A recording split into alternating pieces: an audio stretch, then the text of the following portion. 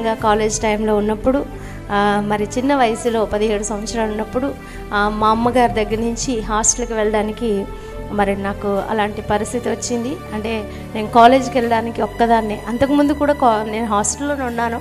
మరి కాలేజీకి వెళ్ళాల్సి వచ్చినప్పుడు పాలకోల్ నుంచి కరీంనగర్ అంటే చాలా క్లిష్టమైన పరిస్థితి. అలాగే మరి నేను 10th క్లాస్ వరకు చాలా ఫస్ట్ క్లాస్లో పాస్ అయ్యాను. నేను అందరూ ఎవరి నోట చూసినా నా పేరే ఉండేది, ధనలక్ష్మి అని ఒకటే నా పేరు ఎత్తేవాళ్ళు. అలాంటిది కాలేజ్కి వెళ్ళేసరికి ఇంగ్లీష్ మీడియం అయింది. అలాగే అందరూ కూడా మరి బాగా చదువుతున్నారు, నేనే కొంచెం డల్ అయిపోయినాను. అందరూ మరి ఏడిపిస్తూ ఉన్నారు, ఏంటి నువ్వు ఇలా ఉన్నావు, డల్గా ఉన్నావు అనేసి. తర్వాత ర్యాగింగ్ కూడా ఉండేది అక్కడ. అలాంటి పరిస్థితుల్లో ఏకాకిగా ఉన్నాను, నేను బాధకరంగా ఉన్నాను. మా ఊరును వదిలిపెట్టి ఒక్కదాన్నే కొత్త ప్లేస్కి వస్తున్నానంటే చాలా చాలా బాధకరంగా ఉంటుంది. అలాంటి పరిస్థితుల్లో మరి నేను రూమ్లో ఉన్నాను. మా సీనియర్స్ వచ్చారు, ర్యాగింగ్ చేయడానికి వచ్చారు. ఆ ర్యాగింగ్ చేస్తున్న సమయాల్లో అన్నారు, నువ్వు క్రిస్టియన్ లాగా ఉన్నట్టు. అప్పటికి క్రిస్టియనే కానీ నామకార్థ స్థితిలో ఉండేదాన్ని. నేను దేవుని మీద ఆధారపడేదాన్ని కాదు, దేవునితో నడిచినటువంటి స్థితి కాదు. నేను అంతకుముందు సినిమాలు చూడకూడదు, దేవునికి ఇష్టం లేని కార్యాలు చేయకూడదు అని ఎన్నో ప్రయత్నాలు చేస్తూ ఉండేదాన్ని. కానీ ఆ ప్రయత్నాల వల్ల నేను ఎప్పుడు కూడా జయం పొందలేదు. టీవీ చూడకూడదు అంటే అక్కడే గంటలు గడుపుతూ ఉండేదాన్ని చిన్న వయసులో. అలాంటి స్థితి నాది.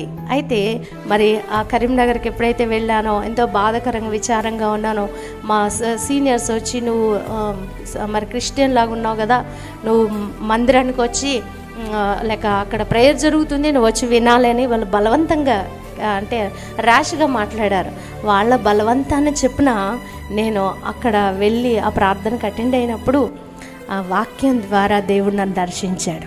ప్రైజ్ ది లార్డ్, హల్లెలూయా. అదేవిధంగా ఇక్కడున్న మనందరినీ కూడా ఏదో ఒక రకంగా దేవుడు దర్శించాడు. అది దేవుని కృప.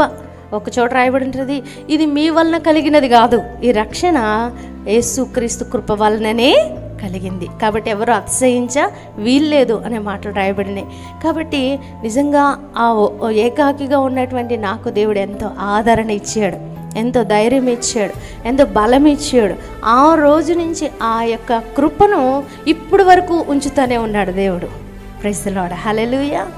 అదేవిధంగా మరి దేవుడు మనకు కూడా తోడుగా ఉండాలని ఆశపడుతున్నాడు. ఇక్కడ యాకోబుకు కూడా మరి దిక్కుమొక్కు లేనటువంటి స్థితిలో, ఏకాకిగా ఒక దీన స్థితిలో మరి వెళ్తున్నటువంటి వ్యక్తికి అతడు దర్శనం ఇచ్చి, ఇదిగో నేను నీకు తోడై ఉండి నువ్వు వెళ్ళు, ప్రతి స్థలంలో నేను నిన్ను కాపాడుతానని దేవుడు వాగ్దానం ఇచ్చాడు. Praise the Lord, hallelujah.